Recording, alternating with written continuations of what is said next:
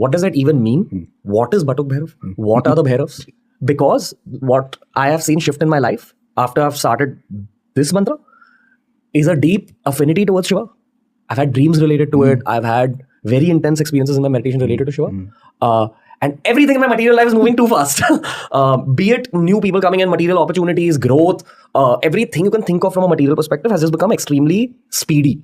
And at the same time, I'm partially overwhelmed and I partially feel very capable and brave to be able to deal with the speed. This wasn't there earlier in my life. My whole 20s, I dealt with so much self-doubt. That self-doubt has just gotten erased to the degree where you can't even see, the marks of it.